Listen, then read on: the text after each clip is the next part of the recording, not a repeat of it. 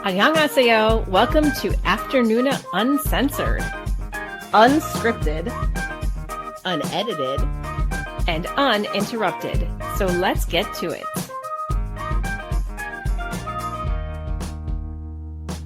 Hey, everybody. hello. Hi there. I didn't have anything quippy. I was hoping somebody else was going to step in. Let's see. You're like the queen of quips. I just listened to, right before we started, I just listened to your husband on a podcast talking about birds. Yeah, he sounded great. Why is he not doing he is so good at that. Yeah, And didn't he do he did a children's book what did he do? He did a short animation film as the That's narrator. That's it. Where I didn't know it was him, and I watched it, and I was like, that person has a great radio voice. And he was like, waiting and like looking at me weird, and then he's like, wait, are you kidding? And I was like, no, it's really good. No idea it was him.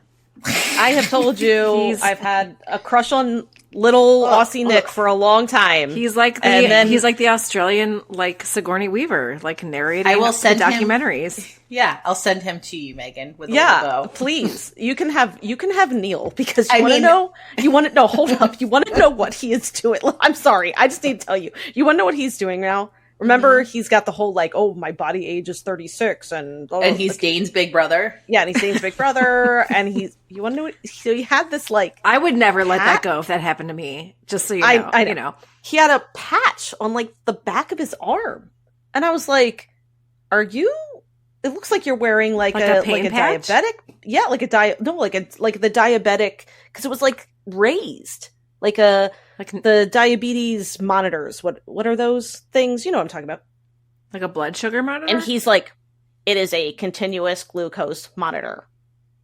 And I was like, why? I can't take it. So he's wearing a continuous glucose monitor just for funsies. But for what? Just to check his blood sugar?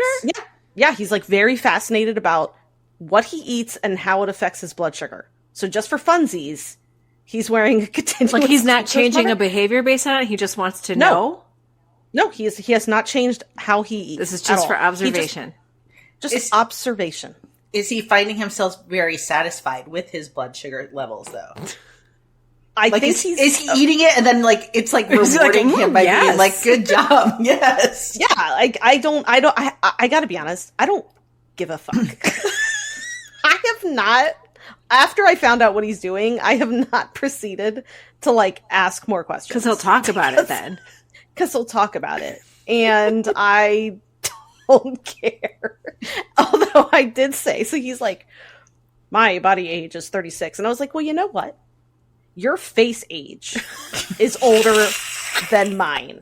And I pointed to my array of face creams and retinol. I was like, I want to know if there is a face age test because I would beat you because your face feels like alligator skin. You'd be like, Neil, you chose body, I chose face. Yeah, that's what I said to him. I go, you chose body, I chose face. So that's all. I'm sorry. I don't want to take away from Nick. You're like, I might be huffing and puffing climbing up a mountain, but I look great. I'm dewy. Dewy. My pores are cleansed. I'm toned. I am so dewy. Anyway. Sorry. And you are not taking away from Nick. Look, the TLDR, I can put it in the show notes. I put it in Patreon because it was a funny story last night, which was, he was like, oh, I'm going to be on live radio New Zealand or something. And I was like, oh, okay. I was like, well, send me a link. And so he did. And I was listening to it and I was like, and it's pretty short. It's 15 minutes. And it's about how he does acoustic monitoring of birds, which the TLDR to that is that they put microphones out and they're monitoring birds to see what birds are on islands.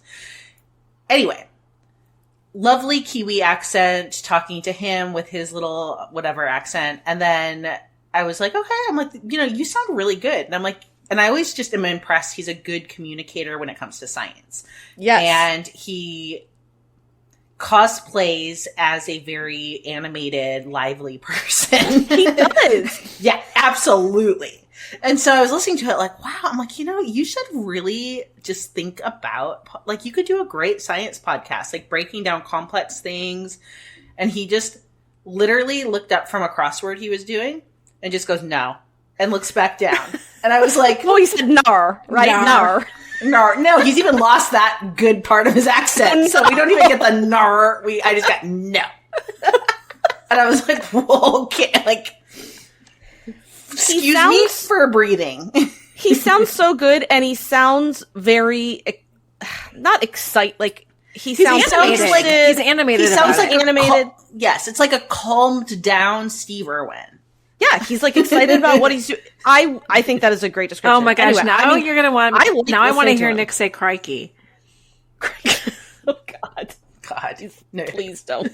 You don't. Or I mean, he probably is saying, "Please don't." I'd love to hear him, but yeah, he sounded great. I listened to it today, and I don't really follow what he's saying. No, I don't know what he's saying. Break it down. Yeah, he does break it down, but I start to zone out. I just listen to the melody of his voice, which I think is great. I don't hear it and get charmed anymore. I don't think he hears me and gets particularly charmed. I think we're way past that. I'm very charmed by Nick's voice when he talks about birds.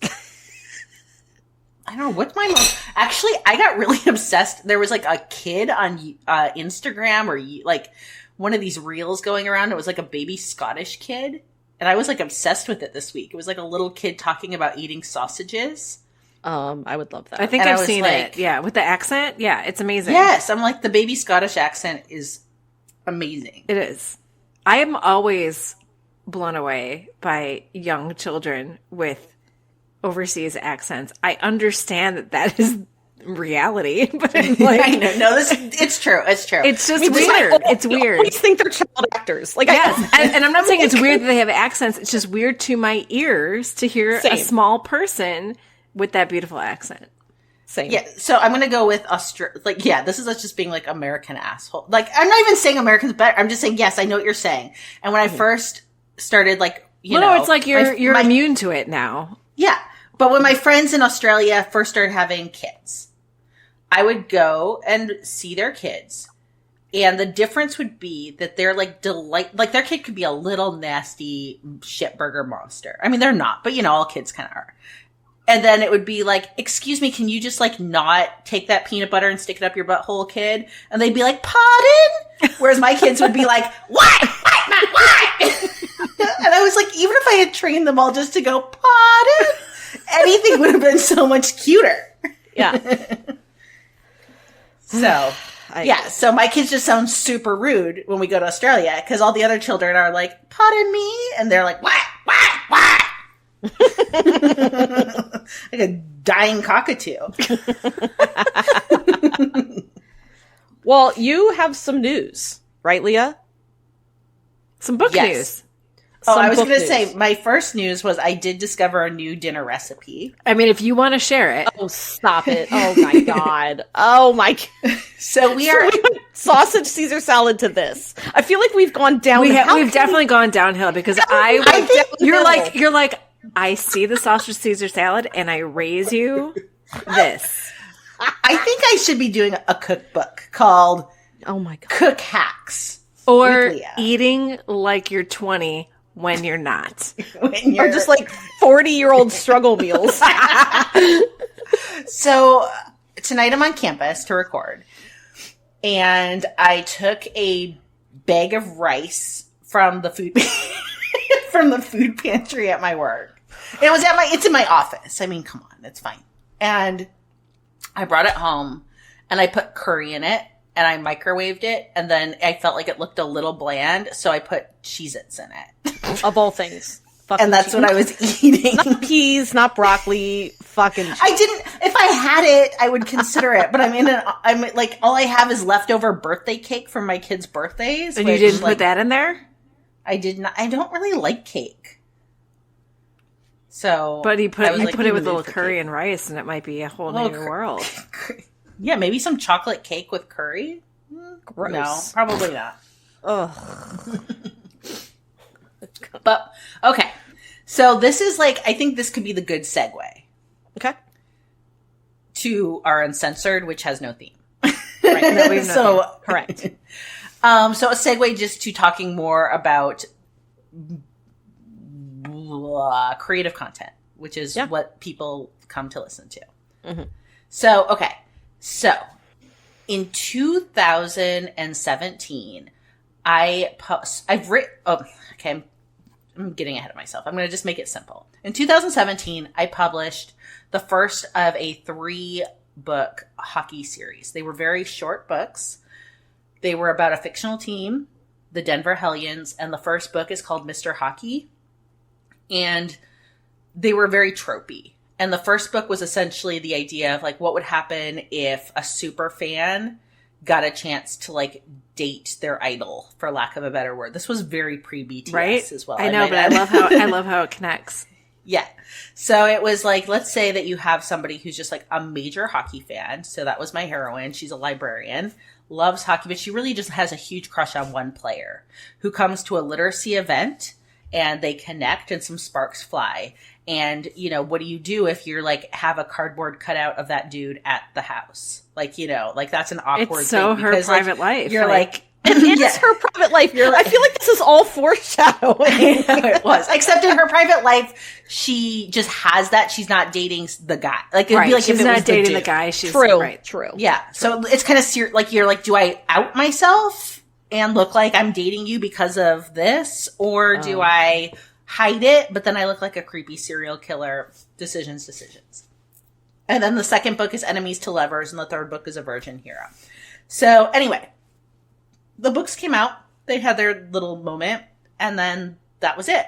And in romance, like most commercial fiction, like most dramas, honestly, I think this is a great correlation. Like romantic writing is the same as like with K-drama. Like something comes out, like if a drama came out in 2017, we'd be talking about it as a way, way back drama at this point.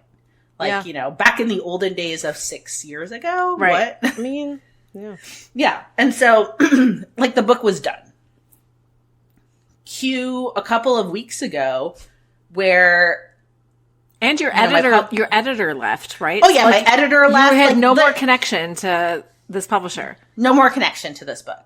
Yeah, this publisher, like, and I actually, at that point, at the end of the series is when I stopped publishing under Leah Riley as well. I've done books since under, like, other pen names as, like, ghostwriting contracts, but I really pivoted to, like, having, like, a book packaging company. Did that. I still do that. And, you know, so I haven't been actively writing under Leah Riley. I've been, like, looking to bring it back, but, like, I hadn't found the right thing to do. So, a couple weeks ago, just out of the blue, I get this person who contacted me who's like a junior editor there and was like, hey, we want to redo the covers for the hockey books and like give them kind of like a new lease on life. And it was like, okay, well, that's exciting. I've never had anyone make me a new cover. It's a pretty, you know, it's been so long. I kind of like was surprised that they were going to. And then they were like, oh, and we're going to give it an audio. Like we want to do audio with it. And it was like, oh, that's great. And then they're like, oh, and we've just sold it to Poland and Spain. I was like, well, this is even better. Like, you didn't tell me that. I didn't hear she's that. so foreign, right? Oh Yeah. my God. And then they're like, oh, and we were giving it a print deal. Oh, and we're putting it into Target. And and Target's bought copies. And so I just wanted to say, and this isn't like, because I feel like I like wanted to be excited about it, but I also didn't want to look like I was braggy about it because I don't feel braggy, but I also feel like you need to be excited about it's something to be excited about. Of course. And where I'm trying to acknowledge growth. And this is, I guess, my point. Is that I feel like if I went back in time to like kind of like my debut writing time to like kind of like the end of that, like chapter 1 of Leah Riley, let's say. And I'm talking about myself like a third person because it's a pen name. So that's also okay. I'm not being douchey about it. Is like, I felt like I was like, I tried to downplay things because I never wanted to get disappointed. And I also felt like there were times where like I was given a chance and that chance didn't maybe go so well. And I like felt kind of bad. Like maybe I like squandered people's goodwill in me. Like I just never felt like I like blew up. Like my books would like do okay. But I just would, so I think I like had times where I'm like, am I cursed? Like, is it just me? Is it like like all these things.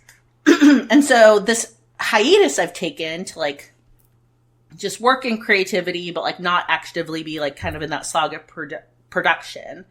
I feel like, okay, I feel like this is now coming back. Like the wheels are like everything's kind of lurching back to life a little bit in terms of publishing for me, which is exciting.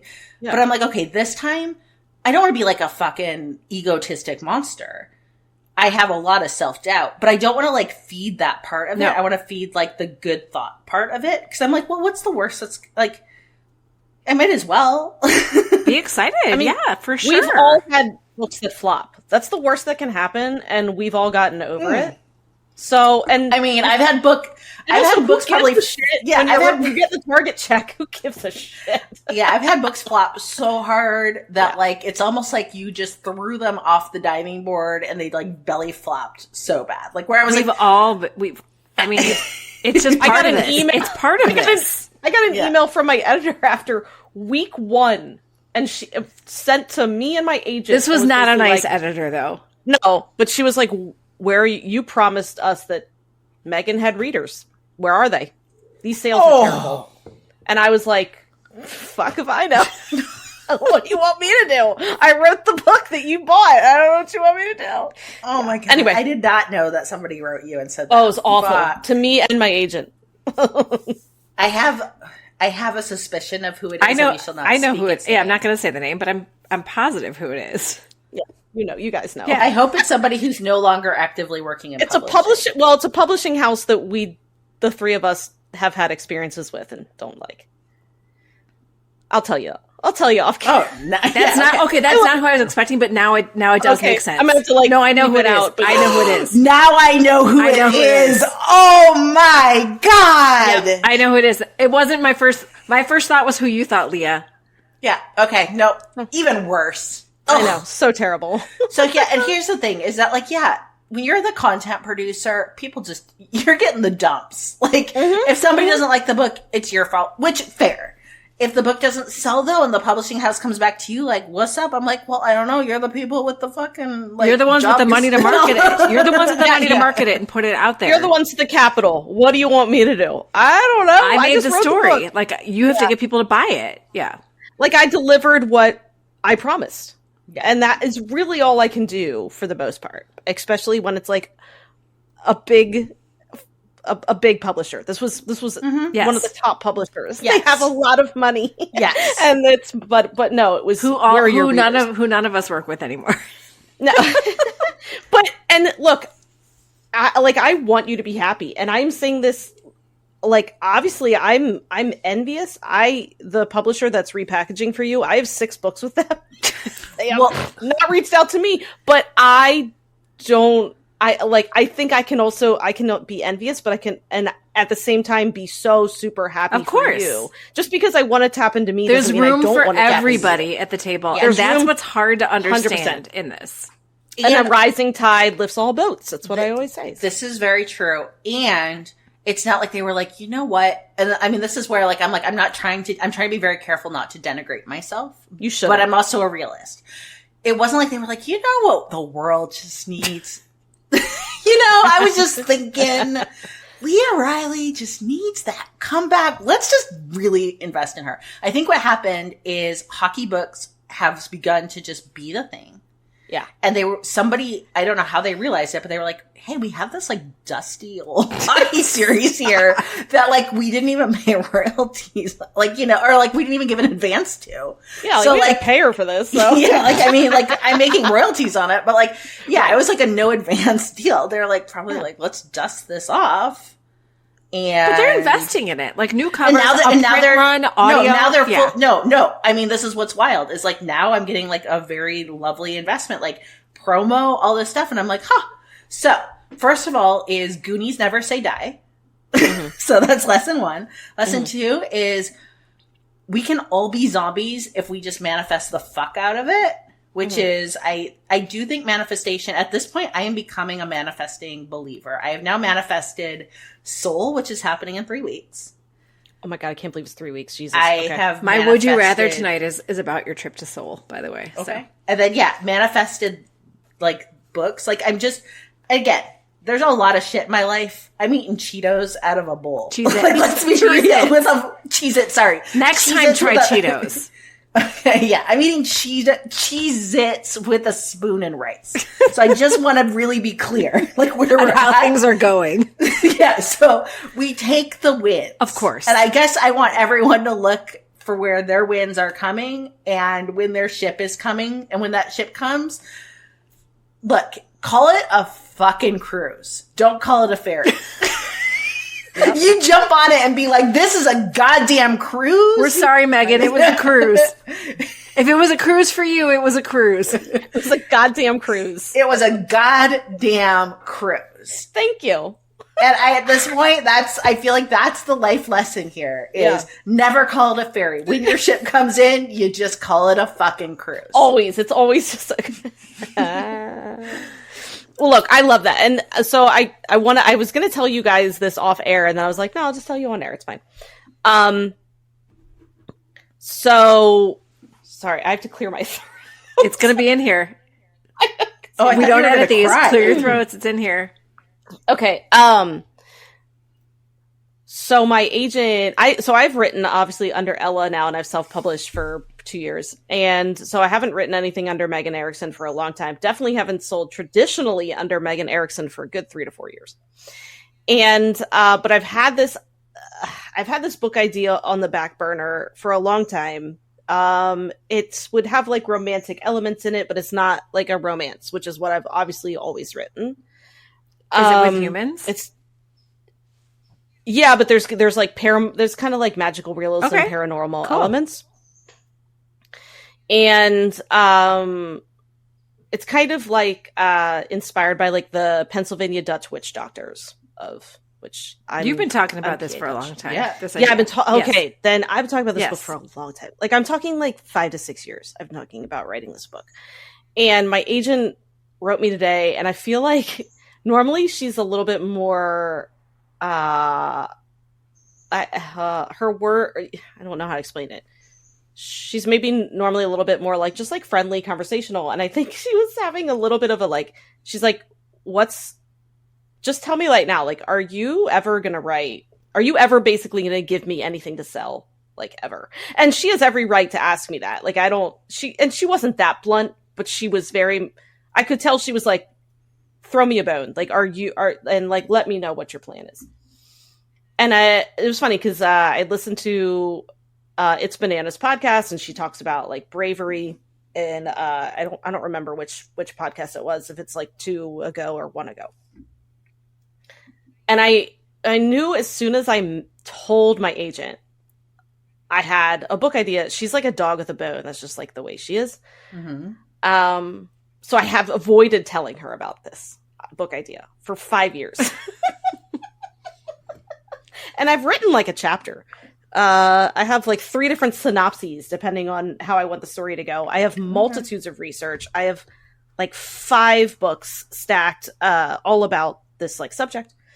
So I was like, you know what? I'm feeling brave today. So I wrote her, and I was like, I described it as like a multi-generational murder mystery with romantic and paranormal elements based on like Pennsylvania Dutch witch doctors. Sold. And I was like, do you want me to present like a synopsis to you? Because a lot of times when you have an agent, you don't, especially if you've been working with that agent for a while and you've been published before, you're not writing an entire book and then giving it to your agent. No, if you're published, editors know you can write a book, and that's basically why you would have to go on submission with a full book. But right, but most of my books have been sold on like proposal or like first 3 chapters or something like that. I haven't really sent a full book in a long time. But anyway, so I was like, do you want me to like work something up? And of course, I kind of knew it. She wrote back right away, and she was like, yes. Give me a synopsis in 3 chapters right now. And I knew it. And I kind of got the email from her, and I was thinking like, fuck, what did I just do? Because she'll email me once a month, maybe once a week. She will email me, and she's like, where's the book? She will like, and maybe that's like a good thing. I'm not saying that's like, that's her job. Obviously she doesn't make money unless I make money, but I felt brave, and it's something that I didn't know. Like, I love what I write now. And I don't think there's anything wrong with writing commercial fiction that I do. but that doesn't mean that like creatively I don't want to do other things. Right. Mm-hmm. And I've talked about that on the podcast before. But I also am really terrified. Like, what if it just fucking sucks? Like, what if I can't actually write Right. this? But you know what? You know what I mean? If you don't Terrifying. write it at all, same scenario. Well, I know, right? Because it's like the thing is, this is the way. So for a long time before I ever wrote a book, so in like my 20s, I remember like reading books and thinking I can write better than this. And then I was like, well, wait, why am I saying that when I've never written a fucking book? Like, who am I? And I think part of it is when it's still like a goal or a dream, you can give it success in the future. But when you actually like try, like you actually write it and you put it out there, then it becomes real. Then it's either going to succeed or fail or somewhere in between. But it's like you can't give it that like ideal, oh, this is the book that's going to make me like famous. It's hard to place. I don't know. It's hard not to place that on, like when you have this like grandiose idea and you want it to be that thing, right? Right. Because I mean, I feel like we've all, even though we've all had like different trajectories in our writing careers, we've all sort of swam in the same sort of middle of the deep end. You know what I mean? Like, you know, mid-listing, where we've done well enough to get to keep doing this, but there's been no skyrocketing, which is fine. Yeah. But everybody wants. It's not fine. I know, but everybody wants to skyrocket. And so what I'm saying is when you get that new idea, it's hard not to put that amount of hope into it. But I think you should. Yeah, and I mean, so I knew, and I think I avoided telling her about it because I knew she'd bug me about it. Because then you'd have to write it. I know, because she's still bugging me about this other book idea that I've given up a long time ago, and she is still emailing me about it good every 6 months. So like, she's like, did you do anything about this yet? And I was like, I am so like, that book's okay, but I think like, you need to write this one. I do too. I know I've been talking about it for a while. I have so many notes on it. I know. But anyway, I just was like, you know what? Today I kind of like took the leap and told her. And it's a big deal to tell other people too. For sure. I feel like when you're a creative, that's hard to do. It's hard to actually tell other people, oh, I have this idea. And then like, especially when you can't explain it well and you're like floundering for your words and they kind of look at you like, that sounds weird or that doesn't sound very good. But it's hard to actually verbalize, oh, I have this idea. Yes. But because I think that sometimes like movies, shows, they give creative people like, we're like the punchline. You know, we're the punchline at a party where we come in and we're like, well, I have this amazing idea for like a script or for like a play. And people are like, oh, that's that crazy, like creative over there. And so I think that's often like the case. I still always like feel like that. And I shouldn't. No, you should not. But I'm glad. So this is, yeah. I would say I'm glad that you were brave and I'm glad that you wrote her and I'm glad that she's going to get on you to write it. She will. She'll bug the shit out of me. I have a segue. So, I was going to say thank you, Becky, from It's Bananas and your Bravery podcast. Yes. Oh, for sure. Inspiring little Megan. Yay. To rise she again. Does. I love her podcast. It seriously is like, I listen to it and it's like my soothing little self-care time. So that is It's Bananas with the Fruit Maven, Becky, in our network, Studio Afterglow. Yeah. TM, trademark. So what I was going to do to segue is going to say, you know who is not afraid to be creative and give us all of their ideas? Oh, good segue. Right? Is our patrons on our Patreon, because it has become now, this is how Uncensored kind of works now, and I freaking love it. Is we put a call out on Patreon a couple days before we're going to record our Uncensored, and we ask for whatever they want, basically. What do you want to know? What do you want us to talk about? And I am always blown away with what they come up with, like to the point of like sitting and cackling in my cubicle at work yesterday at some of the things that I was reading. So much fun. And so we are going to address some of the things that come up on the Patreon. I do want to let patrons know that some things we might not address because they're big enough for a full episode. So we're just going to take your ideas and run with them for long form. And we appreciate that too. Yeah, because there was one specific. I mean, there were several, but one specifically that I actually put in our show brainstorming file was. I was like, we got to do this. Yeah. This is a great idea. So yeah, don't worry, we'll be on there. But can I start before we get to the Patreon? Can I start because I have a this or that for Leah that just kind of came to me today based on a question that I asked her. Because it was a funny. Yeah. I was like Nick, basically, when you asked me. You're like, absolutely not. Yeah. So Leah sent me, she shared with me in Messenger on Instagram, a clip from the Rose singing their song Back to Me. They've been doing this thing where they're dropping double music videos, which I freaking love. Please keep doing more. So there's already a video for Back to Me. But there was a 10-second clip of here's another version of Back to Me that's coming, and it's raining, and Wusung is drenched in a see-through soaked white shirt, standing in front of Magic Land. No way! Oh my god! This is from The Sound of Music for those Sound of Magic, not The Sound of Magic. The Sound of Magic for those of you not lucky. The hills are not alive in The Sound of Magic. It was in Minimdong too. What's the other? It's in more than just those two. It's in a bunch. Yeah. So but apparently, if they're in that, I'm not going to like the drama. It's an abandoned amusement park. So that I say to Leah, I said, "Are you going to make it to Magic Land for your trip?" And her response was, "Absolutely not." I'm not even going to lift a finger to try. No. So then here's my question for you. Would you rather go all the way to Seoul but have to spend every day at Magic Land? Or never go to Seoul, but become fluent in Korean in a day? Oh, fluent in Korean in a day? I could go to Busan. Yeah. I could go to Jeju Island. Yeah, I can go to Jeju Island and go swim. No, I do not. Oh my god. I mean, I would go to Magic Land if I was with both of you and we were on a fun-filled vacation.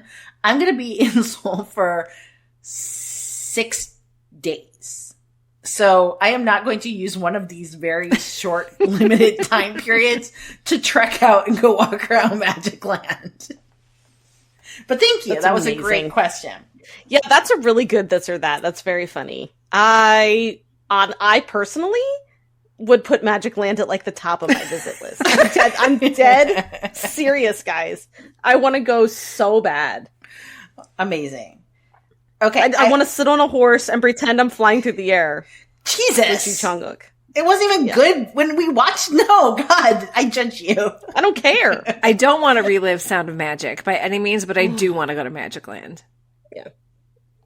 Okay. So I have some Merry Mate Murders, but this is a fun one. I'm going to do one version from Patreon, and then I'm going to flip it with another Patreon, who gave another version of the same question. Okay. Does that make sense? Yeah, okay. I know which one you're talking about. I like it. Okay. This is because this is my first life.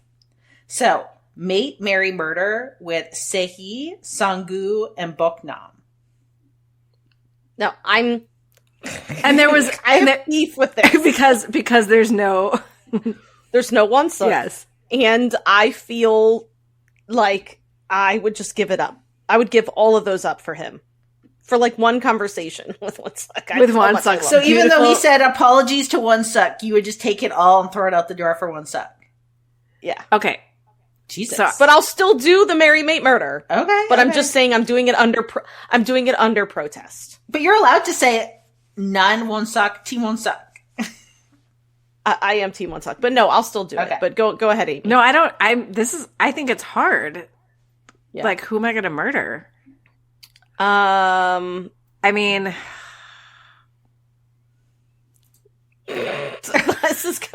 I think I know. I mean, I got mine pretty easily. I just gotta be stone cold. Can we take age out of the question here? because Yeah. I'm going to be a dirty Age. Ajumma, right? Well, Oh, yeah. Okay. Jesus, God, that's without saying. All right. This is terrible. I feel very But bad. I'm gonna- I feel bad about my choice. I know. That's kind of I feel really guilty, but I'm gonna marry Sangu. Okay. yes, same. You know where I'm going with this. Yep. And I think I'm the Oh, same. no. I'm gonna mate Nam. 100%. Murder. 100%. You're gonna murder Sehi? I wanted you to say it first. Yeah. I wanted you. Why did I have to be the sacrificial lamb? I'm like, I have to see if somebody's going to do it the same as me, so I don't have to say it Yeah. first. That's it. I mean, that's it. You know, Sangu's going to hold my purse in a lingerie shop. Like that's husband material. You know what? I agree. I am going to shake it up a little bit just because I'm not going to have us all three go down killing Sehi. So I'm going to marry Sehi because you know what? I like talking and not talking. So, you know. I think he would be actually a great I do husband. too, but we had to pick one. Yeah. So in this case, I'm like, look, he would deal with my family. He would give me a lot of space. I could do my hobbies. And I think when you got Absolutely. him riled up, he would fuck like a rock star. So, Sangu, though, look, I'd get him drunk and mate him. Like, that would be like a fun, sloppy, like, make out, like, hook up. You're gonna kill Baknam? Poor And Baknam. then Baknam, look, is he adorable? Yes. Do I love his little cute face and he's in the army, soon he's going to come out? Yes. But look, Kim and Kyu, you just didn't give enough to the performance that the other two did. They didn't So give in this him enough screen time to do no, it. Well, fair, but that means I feel less bad. Okay. So he gets the machete through the heart. Okay, so let me say this. If it was Marry Mate Murder with Sehi, Sangu, and Won-suk, Yes. can I do that one? Sure, you get Because to do I that. would marry Won-suk. I want him forever. I would kill Sangu and I would mate Sehi. Interesting. That is It interesting. changes the whole equation. Or do the flip, do the flip, do the flip. Okay, so now we have the flip.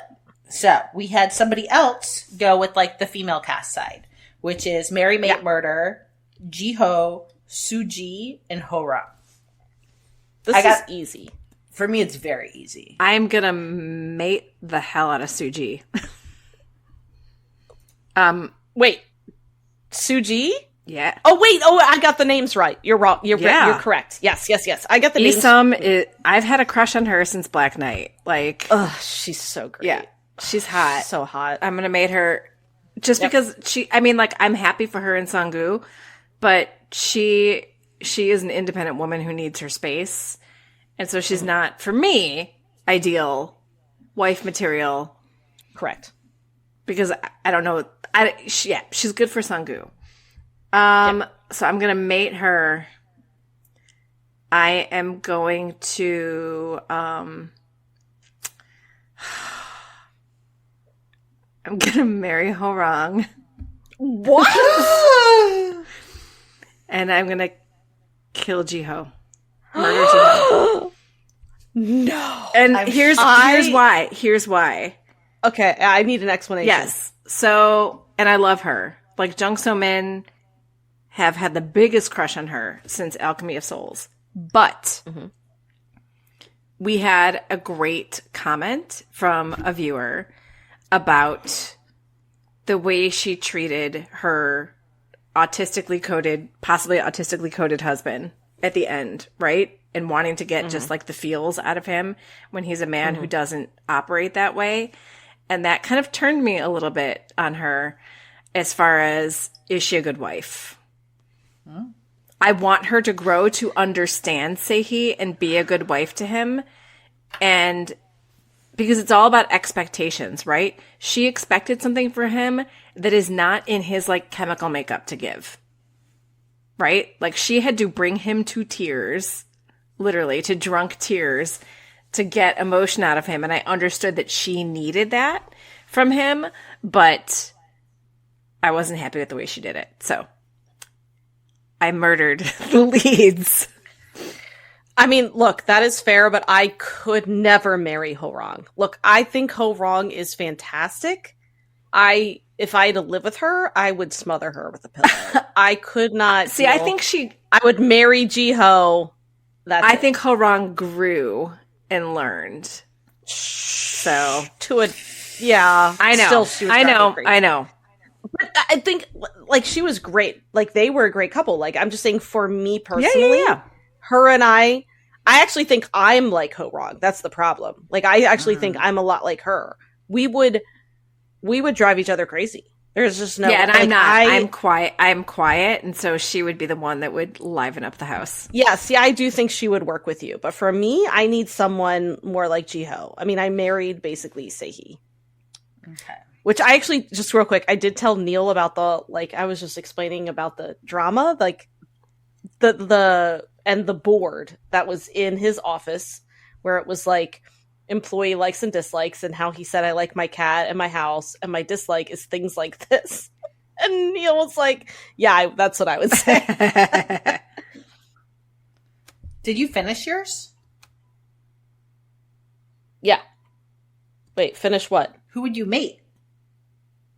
Oh, Suji, obviously. Oh. I mean, okay, that's like a given to me. Okay, well, I'm maybe not for you. Going to murder Ho Rong because she's like, I don't care about anything except murdering Ho Rong. So Ho Rong is. I mean, I said that too. I will murder Ho Rong. Yeah. I am going to mate Ji-ho. Oh, because I think she's very hot. Yeah, she is, and would be like a fun hookup. But here's the thing: is like I feel like I don't know if I feel like she's too much like me, but I just would be like, this is not what I want to saddle up to for like forever. But Suji, like, I want to have daddy. And like Suji would just like handle my shit. She'd pay my taxes. She would like have the financial house in order. Yeah, I don't think she'd be miserly. See, she and I would fight over that shit. I want to. I want to do the taxes. I want to do the finances. I don't want to do any of that. But I don't want like in my life. I do it all because I don't want my husband doing it. But if I was in a relationship with Suji, I'd be like, yes, baby, you handle all the finances. You just give me a generous allowance. You be a stone cold bitch. So you want to be a kept woman? I mean, I want to do my own thing, but I also like want her to come home from a hard day and be like, ooh, take off those heels. I'll treat you right with my Cheez-Its. Take off that bra. I'll crush your Cheez-Its into your rice. She's going to come on and take off that bra, and I'm going to be like, yeah, let that out. Okay, I'm changing my answer. No. Because I also want to be a kept woman by Suji. I want her to be my sugar mama. Yeah. I want to come home. I'll be like, I'll take off the bra. I'll give you a back massage. She would drive. Honey, what do you want to eat? She's driving. I'm like, hey, let's go somewhere. She's got the keys. And I'd be like, yes, thank you. In my life, my husband's like, oh, I don't want to drive. I'm like, fuck. I want, like, if I'm going to be part of this, like, patriarchal system, take the fucking keys and drive the car. Like, what? Why am I fighting? Like, be the dude that's like, I want to drive 13 hours without stopping to pee. Instead, he's like, I've driven an hour and a half. Your turn. I'm tired. I'm like, God damn it. I'm just losing all around at the game of patriarchy. Suji would be. You're right. I changed my answer. Yeah, I'm sorry. No, it's daddy. Daddy's But home. then we are both ENFPs. It makes sense. Yeah, it does. It does. Okay, let's go back to I think we like the female answer better. Yeah, frankly. that was fun. Okay, that was really fun. I like the. Okay, I'm going to go to Patreon and do another fun one. Let's see. I'm going to play it like it's a roulette wheel, and I'm just going to let my finger stop on a question, and whatever question I stop on is what I'm going to ask. Okay. I got this or that. This is fun. Okay, so Amy, you got, these are like designed for each of us. So, Amy, Lee Dong-wook or Lee Ha-jun? I know. I was like, what? Like, why is everybody testing my Lee Dong-wook loyalty? Because I didn't pick him last time. Because you're not loyal. No. Okay. See, these hoes ain't loyal. Throw some greased up young men around, and Amy's like, boing. I'm gonna go age appropriate this time, and I'm gonna say you are. Idong-wook. Mm-hmm. No, I love my Weehajun. I love my Weehajun.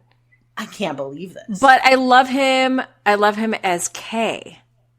Right, only as K. I mean, I don't dislike him in other stuff, but like, so right. Lee Dong-wook. Okay, so we have Reaper and K both dangling off of a cliff. You can't. No, you're not doing the good son thing to me again. Yes, I am. So you have K and you have Reaper. I can't answer this because I'm going to spoil it by answering. I can't answer this because nobody gets another life. There's no other life. This is it. Amy and I, who have seen the drama, went.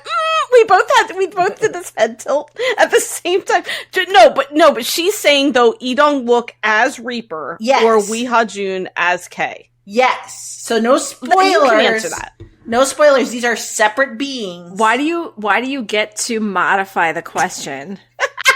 Right. Who gave you the power? What are you, Suji? What's going on here? It's my time. That's rough. That's rough. Oh, it is rough. But I still have to go with Reaper because Reaper is like the OG. It's what made me fall in love with Idong-wook, and I can't forsake him. That haircut, the hat. Are you kidding me? So Baby K's getting the Amy boot. Baby K's getting the boot, but down to the cliffs. I will let him live on rent free in my mind. The sea's lapping at him. But he'll be smiling the whole way down. Oh. He's like, whatever makes you happy, baby. Whatever. He'd punch the sea in the face and he'd be fine. Mm-hmm. All right, Megan. So this is Idong-wook again or Ji Chang-wook?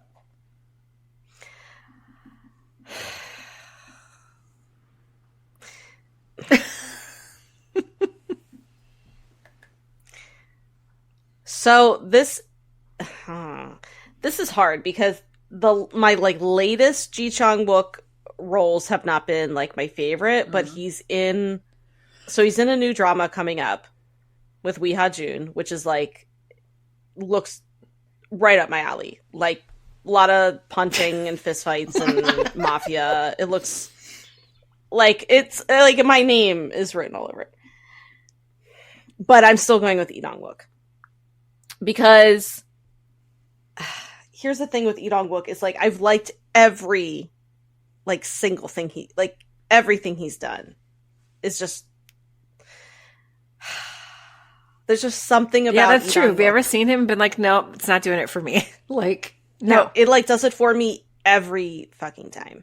And Bad and Crazy, like that drama was a turning point for me in my relationship with Idong-wook because it really saw him in like a new light in that drama because he starts out so unlikable and then obviously turns likable, but there was just something about him in that drama that just it like had me see him in like a whole new light, and it was just like it like solidified everything. Like my heart just I'm still completely encased around Idong-wook. I'm still blown away by the emotional effect that drama had on me. Like, and how much that drama sort of grabbed me, and I was not expecting it. And then you guys know that Tale the Nine-Tailed is like Tale the Nine-Tailed 1938. Fuck, he's so fucking good. Like you can't. He's just so good. He's so good in everything he does. So, yeah, that's my answer. And you guys know I love Ji Chang-wook. I'm still waiting for him to kind of recapture the magic in my heart. If You Wish Upon Me did. If You Wish Upon Me was. If You Wish Upon Me did. But it's not like Healer. Like nothing is like Healer though. I think that's the problem is you can't replicate Healer. Healer is Healer. No, I Healer can't lives replicate Healer over here. I know Untouchable. that. But Reaper is also iconic. Right. And so the fact that for me, he's actually been able to recreate that magic, like him in roles that I've seen him in since. Does that make sense? Like he's been able to recreate that magic for me in a way that Ji Chang-wook hasn't, and I truly think it's like I think he changed agencies recently, Ji Chang-wook, and I hope so, because I think there was just whatever. I am counting on him to make wise choices from this point forward. Maybe he just needs to get like parkour as a writer in his contract. Like, right. I need more parkour. I also just really love him in action, so I'm very excited about what's coming up.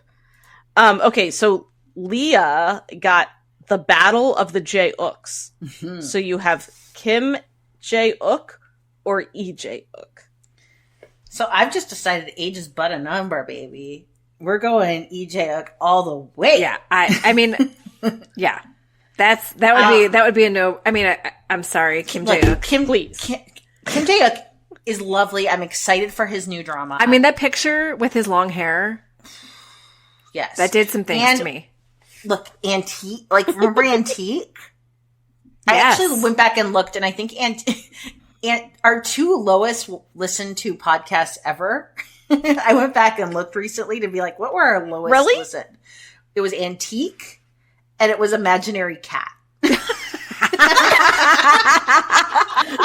Because Megan and I are the only ones who ever watched Imaginary Cat in the history of dramas. I'm so offended right now. Megan and I cried. We cried over that cat, damn it. That cat almost had no legs. That cat almost had its legs amputated. So yeah, I was like, I wonder what were the 2 dramas that just nobody's ever, even like as they'd gone through our backlist, they're like, skip. It was Antique. And in Antique, Kim Jae-ook plays a pastry-making fuckboy who's got body rolls for days. It's a lot. Yeah. It's a lot. Yeah. And Coffee Prince. Look, her private life, I like him in it. I think he's like the feminist husband I wish I had. But we went to it already loving him from Coffee Prince. Yeah, but he's not going to make me want to turn into a trash panda raccoon just in a dumpster, just like eating like 3-day-old Subway sandwich leftovers like I feel when I watch Lee Jae-ook. I mean, that's a good description. Accurate. That's a great accurate. Subway sandwich. And by the way, they're in this new drama together, so it's gonna, I mean, yes. What's the name of this drama? I just saw the picture and my brain just went away, so I don't remember the name. Was there a name? It's like a work in progress, the name. Let me see if I can find it. This is the stuff we edit out normally. But we're not gonna today. Is it gonna be the... Here, all K-pop. New historical drama starring Lee Jae-ook and Jo Bo-ah. And... let's see. It's a mystery, mellow, historical drama. Tangum says it's a working title. Okay. Here on Asian Wiki it says Hong Rong. Oh, so there's... and then it says Tangum behind it. Okay. So there's like, I think probably several working titles. And it's going to be out on Netflix. Okay. Oh, Lee Jae-wook is so... I love him with all of my heart. Speaking of Jo Bo-ah, we had another question, which was, do you have an actor or actress that you just don't vibe with? I recently tried Destined with You, and Jo Bo-ah seems to be my least favorite part in the 3 dramas I've seen her in. Oh, I like her. I get how she's not for everyone though. Like she's not. I don't know how to explain it. I don't know what it is. I get it. Do you have one? I've got mine. It's a bit of a controversial one. Somebody who doesn't do it for me. Okay, here's one. I've got one that's controversial. Okay. Well, maybe not for the 2 of you, but for like the world. Okay. Because I have a friend. We even did a pod on how one of my friends has watched Descendants of the Sun maybe 13 times at this point. So for me, it is Song Joong-ki. Oh. I just don't. Yeah, I haven't jumped on that bandwagon. I've tried Vincenzo. I watched all of Descendants. Tried Reborn Rich. And I'm just like, I'm not like offended and like, ugh, get him away. I No, think but he's a talented I feel like I feel the person. same. He hasn't grabbed me. Ever. Yeah, so Megan from Afternoona Army and Sarah from Afternoona Asks are like on a crusade to get me to watch Vincenzo, which I have watched the first 4 episodes. And I do intend to keep watching it because I told them I would. But I will tell you, Song Joong Ki has an absence of charm that is startling to me. And I am going to piss off so many people by saying that because I know Vincenzo is beloved and I need to keep watching it. But the first 4 episodes, I just didn't. There was no depth there that made me care for him. And I understand people are like, oh, he's unlikable at first. Look, I've watched unlikable characters, but there was always some sort of depth there that made me want to care about what happened to them. Does that make sense? Mm-hmm. So I can dislike someone, but I have to want to know what happens to them. And I sort of just didn't care. But again, I told them I would keep watching, and I will. But I'm saying I don't disagree with you, Leah. No, neither do I. I don't really get it. Yeah, I mean, for me, I feel like we all. It's just not for me. Like does not call to like in that situation. I'm reading Sarah J. Maas again. Oh my god. Like calls to like is used a lot. Oh, really? Okay. Yeah, I love listening to books because I don't know. Come on. Don't make me do another. Then I'm just look like a meanie. Oh, I just don't. I will say, like, I didn't. Joe Boa A Tale of the Nine Tailed, like, Joe Boa wasn't the star, and I feel really bad saying that, but, Sorry. Lee Dong-wook was the star there. So I don't know. I don't know if I have someone specific. So I'm gonna go. So I'm sorry. I'm gonna go again because none of you are. But I'm trying to think. Like, there's nobody that I'm like, ugh, I don't want to watch. Okay, her. I don't have anyone going. Ugh, I don't have anyone going. Ugh, but I've got people that I like. Just have had. So I'm just Park Shin-hye. So I think that I've seen her in Heirs and Memories of the Alhambra. I think she's gorgeous. I think she's one of the most beautiful people I've ever seen. But I'm not very invested in watching her in a drama. Fair. I don't think I've seen her in anything. I don't have anything to compare to other than Heirs, and we talked about that character being a water bottle character. Mm. But I don't have anything else to compare to. She could change my mind. Yeah, I don't think she could change my mind in a way that Song Joong Ki couldn't. He's really gonna have to work for it. Well, I mean, like, I'm sure he's gonna lay up. Yeah, right, he's gonna lay it up at night, knocking on your door. Yeah, worried. Why about don't you love this. me? Yeah. Look, my friend loves him. He's definitely hurting. My friend loves him so much that Sheila can love him for the both of us. Like he is. She has enough love. That's fine. Okay, do you want to pick another question on Patreon since you just made me be the asshole? Sure. Well, let me do this. Okay. This one. I have one. I have one that I want to answer, so we'll get to that. And just go. Okay, so this has. I know which one you're going to do. Yeah. So I'm choosing this one because it was based off of, I've talked in like maybe the last 2 podcasts that I read this book called Shark Heart, which was, and again, nothing is wrong with if it was like a commercial fiction, like romance, where it was like a woman like has sex with a shark shifter. Like, that's fine. That's not what this book was. This book was legitimately this like literary, weird, unique novel that was about a married couple. And in this world, there are terminal illnesses where you have a mutation and you turn into an animal. And there's different mutations. Like, you could turn into like a snake or a Komodo dragon. Like, that was another one that someone had in this book. She turned into a Komodo dragon and tried to like eat her daughter. I mean, it was crazy. And then, so anyway, it's a married couple, and he gets the diagnosis that he's going to turn into a great white shark. So I talked about that. Yes, it sounds crazy. But anyway. Does he try to eat her ever? He does. He has aggression. He has episodes of aggression. So he doesn't actually try to eat her, but there is aggressive episodes. Okay. She isn't sure if he would eat her or not. Anyway. Does she free him at the end? I like really Free appreciate Willy? Well, Okay. No, I mean, I do want to know, but I kind of want to read it. I mean, it's a hardcover. I'm looking at it right now. Like, it's an...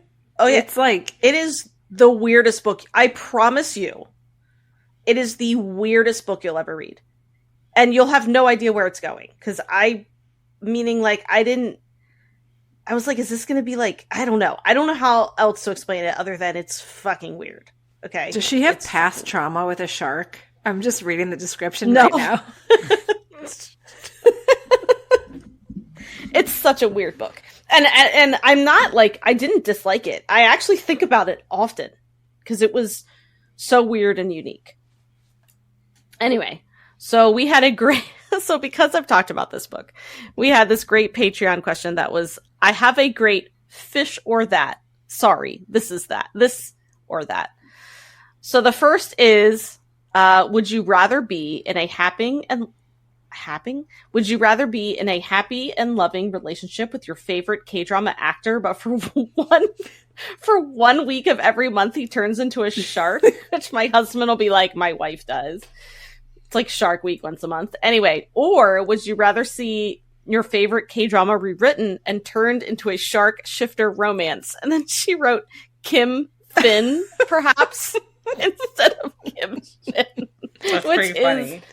Amazing. Like that's amazing. Kim Finn. I'm choosing Kim Finn on this one because I don't want to. If I don't have to be married to a shark, then I'll watch Goblin as Kim Finn and see how that goes. As I've been thinking about Kim Finn the entire day, like it just randomly. That's one that I saw and I started laughing. And I messaged. I'm like, Megan, you have to go to Patreon. I laughed out loud. I also want to see my favorite K-drama rewritten and turned into a shifter shark shifter romance. Can you imagine? So what would that be? Like, I'm not a robot. I'm not a robot. What if she's like a fake shark in like a shark suit? No, now I'm just seeing like the old Saturday Night Live with the shark knocking on the door. Okay, I think you could keep it still the robot, but instead of being able to not touch people, he like goes in to do the military thing, and he's like, "You don't believe me?" He like turns into a shark, and he flops around on the floor, and he hawks out into a shark. And then he has to live alone because he doesn't have like any cheap, and he has to like be in like a tank. So like when she's the robot, she has to like go up to the tank and he's like looking at, because he's like, no one can know my shame. and he doesn't want to eat her because she's a robot, so she's not meaty. But he's like, why? She can't let him know she actually has meat. Oh shit! And then she cuts herself and bleeds real blood, and she bleeds her blood, and the shark sniffs it. And then he wants to eat her, and then they realize they have to be separate. He leaps out of the tank. He just hulks through the glass. That's like what happens when he breaks all the glass. Yeah, when he breaks all the glass that one time. This time it's just like And this time when he finds out the truth, he just eats her because he's pissed. She's like, I'm not a robot. And he's like, chomp. He's like, no shit. God, you taste good.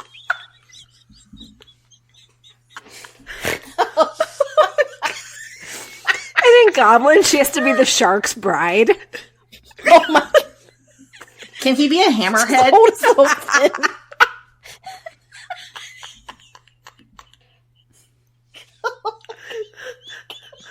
I can't. Oh God, stop. My stomach crying at Hammerhead.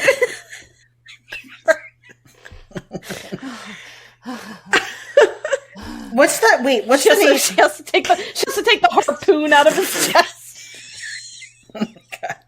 So they live on a boat. They have to live on a boat. Like, what she could be is the remora fish in her next life. Oh my God. So she has to come back as the little fish. That's the one that like You know the tiny fish that like lives on the sharks and like eats their little bacteria. And, yeah, That like barnacles them, basically. yeah. So she's like, in my next life, I'm going to go that. through the tea house and I'm going to come back as your little remora. I can't.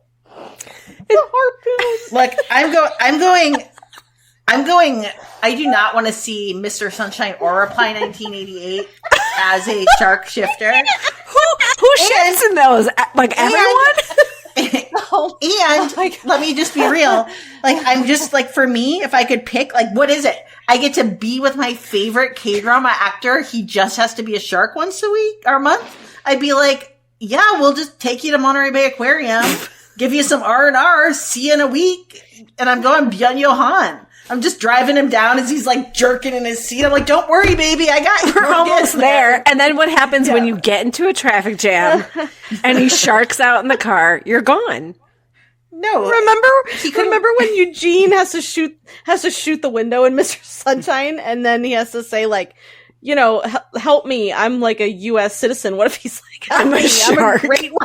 I'm a great white shark. This is not fun. This is not as funny as you think it is. I think this is fucking hilarious. I am dying. It's funny. June Tack pulling a harpoon out of Goblin. I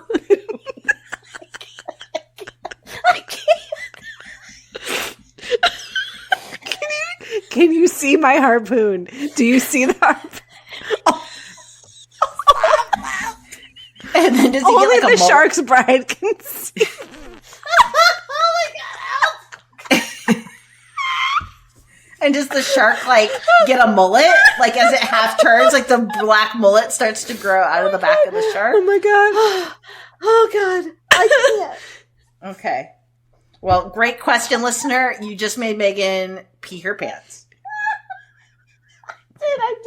I did actually pee. Oh shit. Oh my god.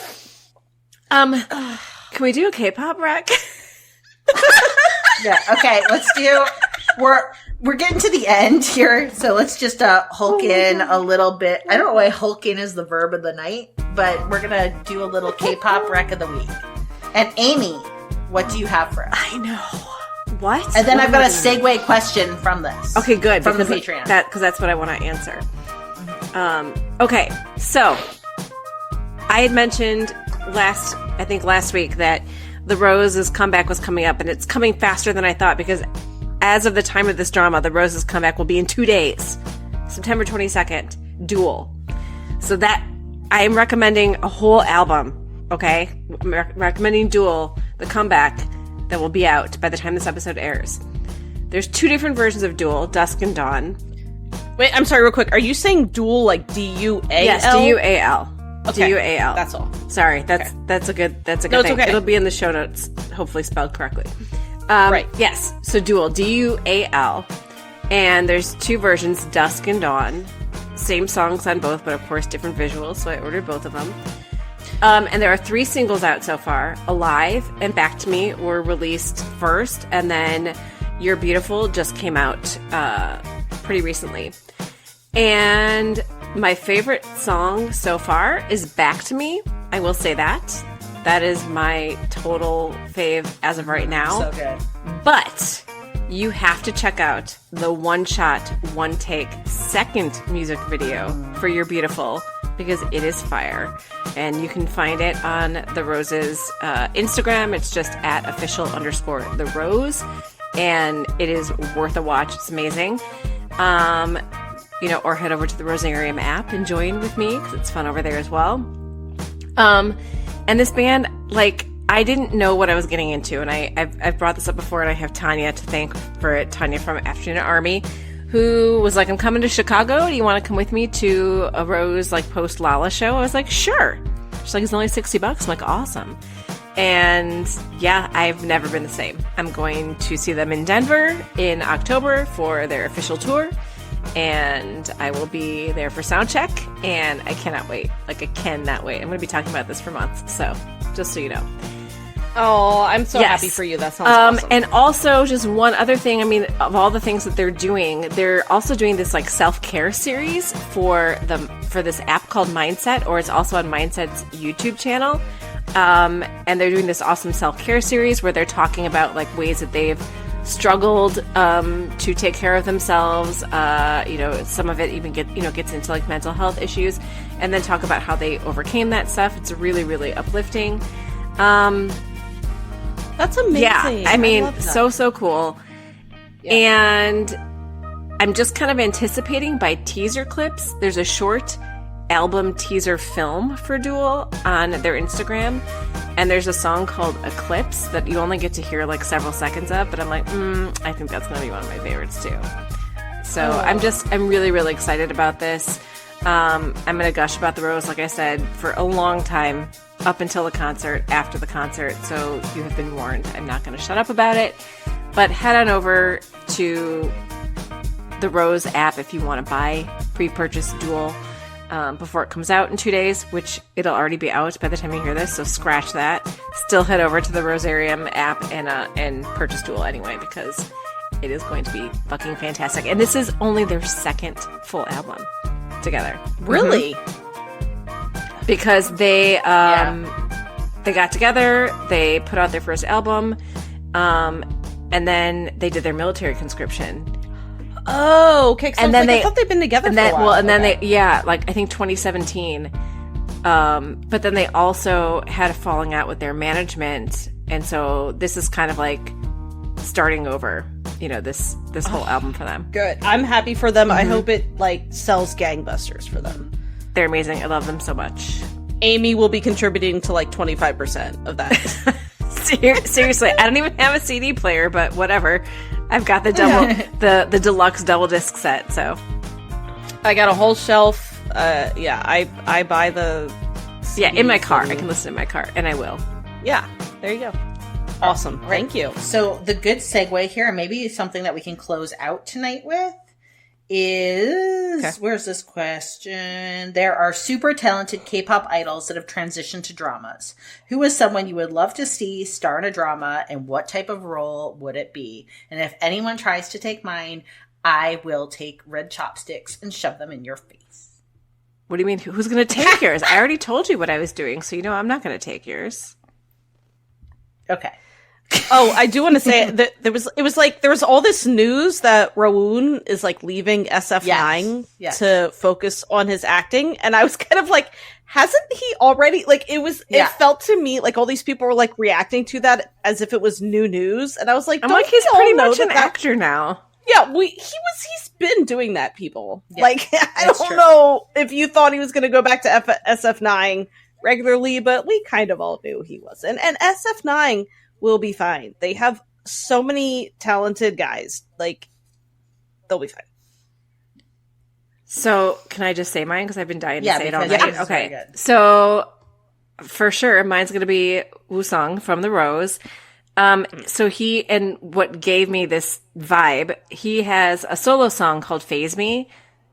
I will put the link in the show notes because you have to go watch this video for Phase Me. But it gives the vibe of him being kind of like a vampire king with all his female sort of minions. And I want to see Kim Woo-sung as a vampire in a drama, not a comedy vampire either. We're talking Sheriff Eric Northman type of vampire. That's what I want.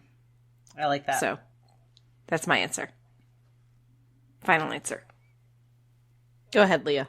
Okay, I mean, I'm going Min Yoon-gi, who is drama win, right? Duh. Yeah. And I want to see him. I'm going to go with my wish, because why not just put out to the universe what you want, which is he is in love with himself, which is the duality of it. I want to take the Hagem video, and it's the bad cop plus the, ne'er-do-well, street urchin stealer, and, it's a cat and mouse game with himself. And so it'd be Bad and Crazy. Well, except you love yourself.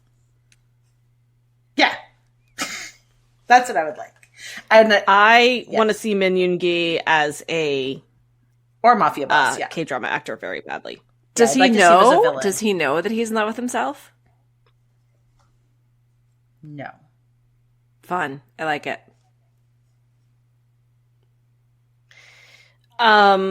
This is actually really hard for me because I like a lot of groups and I think so many of them could be amazing actors, but I think, I'm going to go right back to my tried and true ATs. So ATs, 3 of the members have starred in a drama called Imitation. Yoonho, San, and Songhwa. And Songhwa is my bias in ATs. He's my favorite. And one of the reasons he's my favorite is because he's a complete performer. Like, he performs on stage and you can tell he takes on a role, like each song. ATs has a storyline, so they all kind of have roles, but I feel like Songhwa really takes it to heart, and he's the one who really fulfills these roles. And so I've always been like, I really want him to have more solo activities. I would love to see him in a drama, and I actually want to see him as a villain. I'd love to see him as some sort of like fantasy or paranormal villain. And I kind of want him to like go out in a blaze of glory, like a la our favorite from Lawless Lawyer, Anoju.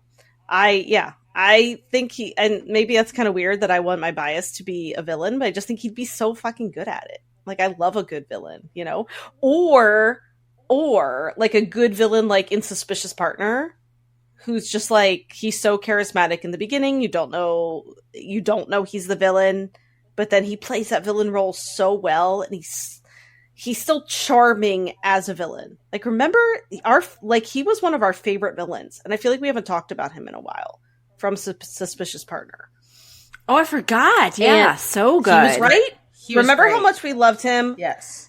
And I feel like I could see Songhwa being that type of villain. He just has a like kind of sharp features that I think just are really good.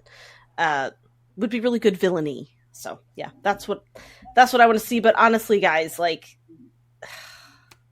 that's one thing I love about K-pop is they're just such full-fledged performers, like the full gamut, where they are like inhabiting full roles. And so, because ATEEZ isn't the only one with storyline. You have like EXO, where like all the members have like magical powers. Like they each, like one controls the wind, one control, like, you know what I mean? Like it just is, and it's just built into K-pop for these idols to just be amazing performers and actors. So that's why I think you see so many of them transitioning, become actors. Yeah, transition. All right. Well, I think that this was a fun episode. I really think the shark Kim Fin took the night. Kim Fin. That's the most fun I've had in a long time. Swimming to immortality. That's going on a button. Swimming to immortality. Oh god. The shark's bride. That's the title of the book. Maybe that was his purgatory was not like walking through sand. It was just like swimming through like ocean after ocean. The deep blue, like the deep blue where there's like nothing. Just empty expanse. Yeah. No food, just like empty, deep blue water. He's like, microplastic. He's like, I miss my harpoon. But he can't like talk because he has, like a shark mouth. It's just bubbles coming out. And then there's subtitles. Each bubble is a word. And then just like, oh, stop. God come down in form of like a rainbow. Yeah. No, I want God. No, God's an octopus. The Kraken. God's a lionfish. My God. It's just okay. Marlin. It's a clownfish. It's Dory. Just keep swimming. This is fucking Kim Fin. It's like, just comes up. Hey, Kim Fin. How's it going, Kim Fin? What was the choice that he was given in Purgatory? I'm kind of like blanking when he like did, because there was like a deep voice, right? Did I make this up? Am I like Moses saying? Goblin? When he's in purgatory, there's a deep voice, you said? No, was there? I feel like there was something. I don't know. Was it just silence in the snow? I'm blanking. No, Wasn't somebody it like talks to sand? him.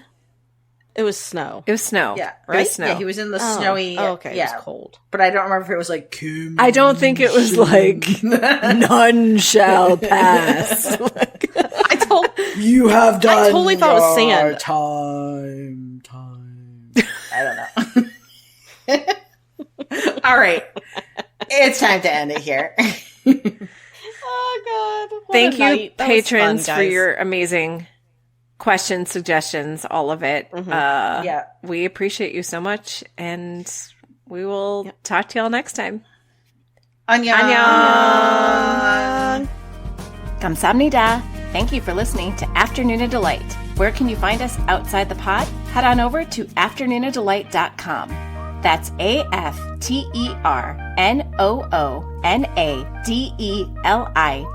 AFTERNOONADELIGHT.com. You'll find links to all our social media, our book recs, K-pop and K-skincare recs, and if you want even more Afternoona Delight, because really who doesn't, you can join our Patreon, where you can choose the patron level that's right for you. Join in daily K-drama conversations, listen to bonus podcast episodes just for patrons, and participate in our monthly live K-drama support group via Zoom.